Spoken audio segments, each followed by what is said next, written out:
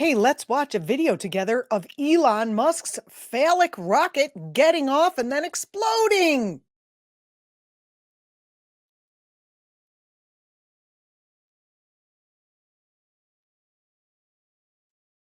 Yeah, I feel bad for any like squirrel or anything that happened to be down there.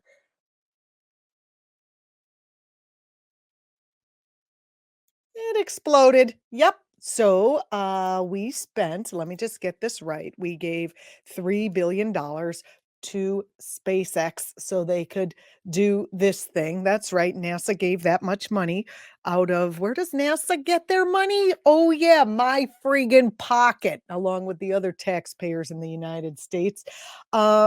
Gave that money to a private company who then did this, which I could go on and argue about where on my list of priorities this should be. Why do we need a manned spacecraft to the moon, which is what they're trying to do? Is everyone trying to escape this planet as the capitalist structures that have been raping it continue to destroy it, even though they know that it will soon not likely be able to support life on Earth? Is that why is it important to go to the moon right now? Anybody? Okay.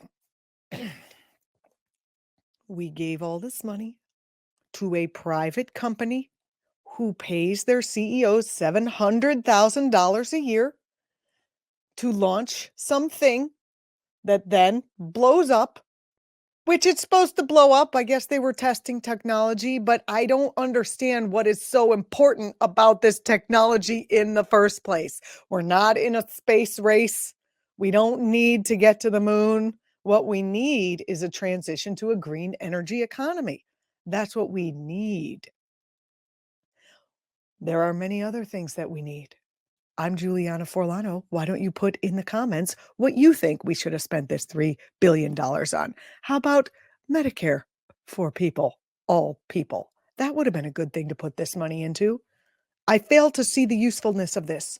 Prove me wrong. Political Voices Network is who you're watching. Thank you.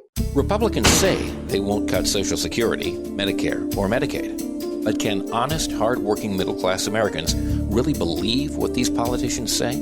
Republicans said they wouldn't overturn Roe v. Wade. Here's what Supreme Court Justices Gorsuch, Kavanaugh, and Coney Barrett said during their Senate confirmation hearings. Roe v. Wade is a precedent of the United States Supreme Court. A good judge will consider it as precedent of the United States Supreme Court. Roe v. Wade. It's settled as a precedent of the Supreme Court. Roe is not a super precedent, but that doesn't mean that Roe should be overruled.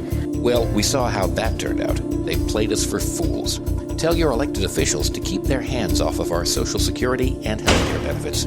Fool me once. Let Majority Rule was responsible for this message. LetMajorityRule.org is a project of the Marvin Lucas Super PAC, which is responsible for and paid for this ad and is not affiliated with or authorized by any political campaign or candidate or candidates committee.